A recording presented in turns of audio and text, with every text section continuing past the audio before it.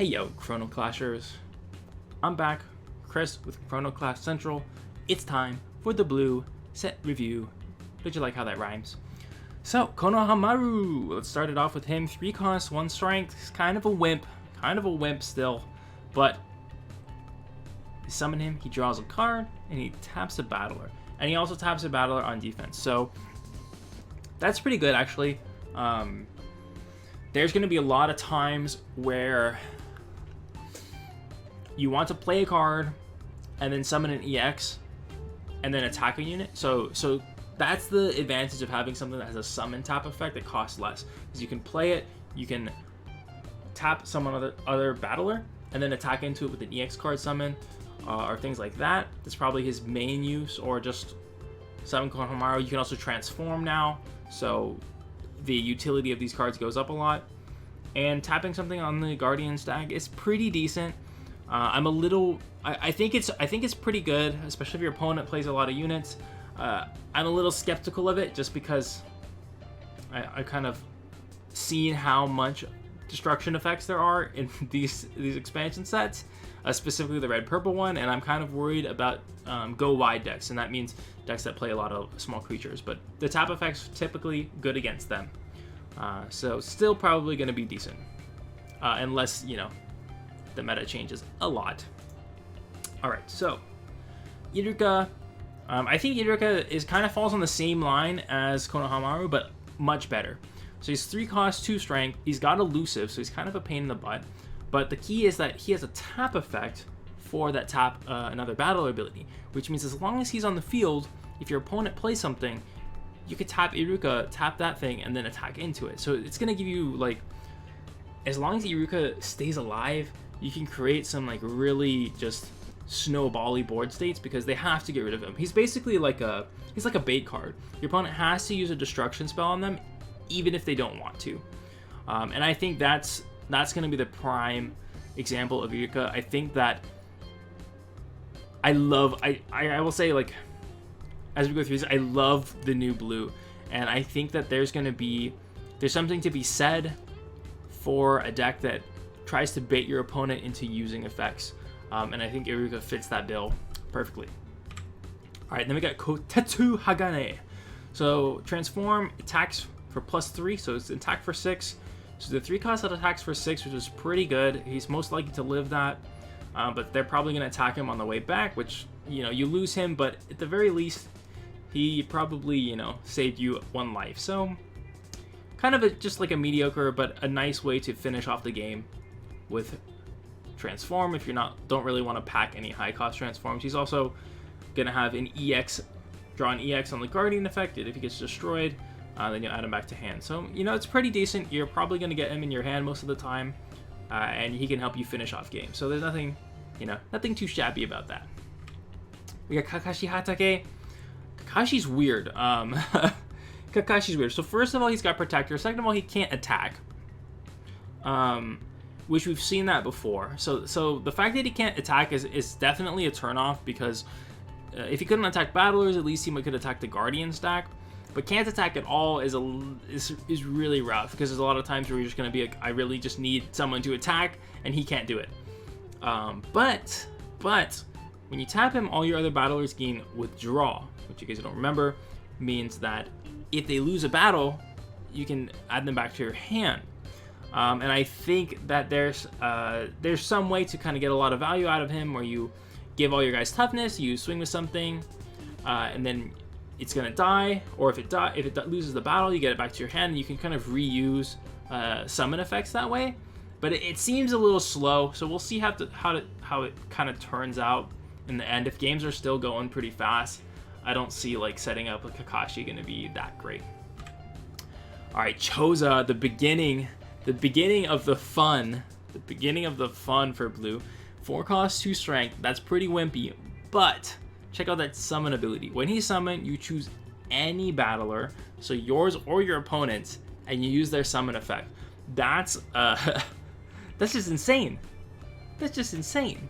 So this is where I get to talking about that bait, the kind of bait aspect.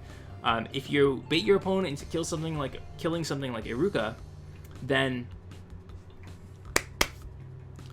If you bait someone into killing something like your Iruka, then they have a kill spell, and you can use Choza to flip it back at them.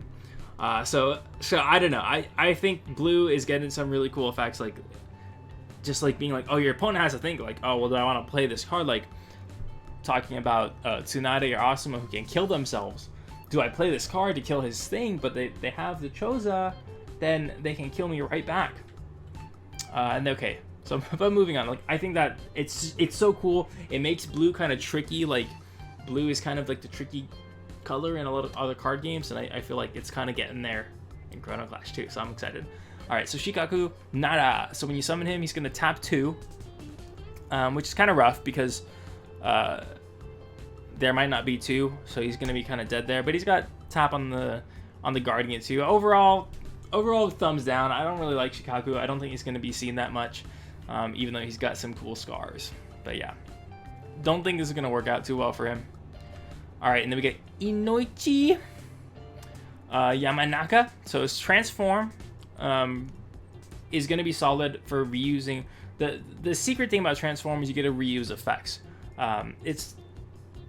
That's really, I think, what's going to differentiate people who like use transform well and who don't, is being able to reuse your effects. And yeah, transform getting to reuse effects. Oh, I'm all about that, because if you can slowly build it up.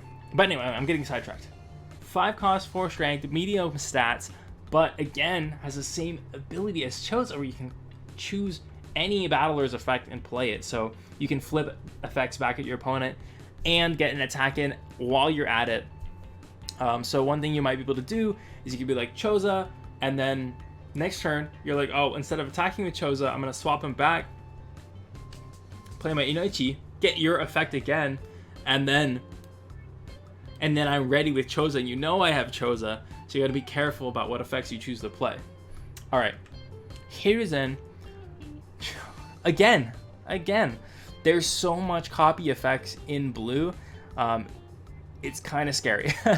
So summon, you choose your opponent's battler, tap it, and you get their summon effect. This one is going to be trickier because your opponent's unit will have to be untapped. If it's tapped, you won't get the effect. So I still am iffy on this one, but you might be able to choose it. If it's already tapped, you just get no effect. But it doesn't really matter. Like if you choose something that's already tapped, you will get no effect, or you just can't do that in the first place. Boom. Minato, the last battler, I think. Transform, but when he attacks, you get every summon. So like anyone summon, like so many abusing summon effects in blue, and it's just like, oh, they're gonna be so tricky. It's gonna be hard to like. You're really gonna have to think about, can I play this card against blue, or are they gonna flip it back to me, and is it gonna suck? Is it gonna whoop my butt? But he's also 9 strength, so he hits Boruto. Like Minato is an absolute powerhouse. Might be the pick for blue. All right, EXs for blue. We got Minato and Naruto. 5 cost, 5 strength. These is like decent stats, but he hits 3 guardians. And the tricky part about a 5 cost, 5 strength thing that has 3 guardian attacks is it probably gonna die. So it probably doesn't get all that value. So I'm not too excited about this card. It does have elusive, which might be pretty useful, but overall, yeah. We got Naruto. 6 cost, 6 strength, so those are some good stats. It's gonna be a little hard to get rid of, and he's probably gonna get in for both of his guardian attacks. But what do we have here? When he attacks, all your battlers gain, when they attack, draw a card. So if you're trying to play a deck that goes wide and then replenishes itself, Naruto Uzumaki is the card for you, because if you got, you could really stack it up. You could really stack up all the card draw on this. So I can't wait to see what kind of concoctions people make with this one. Maybe like a blue-green leadership deck where you just like fart out a bunch of cards and then get Naruto and swing away and get them all back. Could be pretty fun. And then lastly, we got Kakashi, 7 cost, 8 strength. But when he's summoned, you get 5 more strength, and you choose an enemy battler and tap it. So you're gonna get to take out whatever you like with Kakashi. So I think just for that reason alone, he's gonna be pretty good. He also has elusive 8 strength, so your opponent's pretty much never gonna be able to attack back into him. He's gonna be pretty safe. So I kind of like him. Alright, to close it out, I am 100% sure Minato is going to be my pick, the best blue card in the Naruto Boruto expansions. Let me know what yours are. Like, Minato is just like, he's got the transform, he's got the power, he gets to use your opponent's effects. Like, I don't know, it's the whole package to me. It's the whole package to me. So let me know what you guys have as your favorite blue card in the expansion. Let me know in the comments. Thank you so much for watching. Keep on learning, keep on having fun. Have a wonderful day, and I hope to see you in another video at Chrono Clash Central. Peace.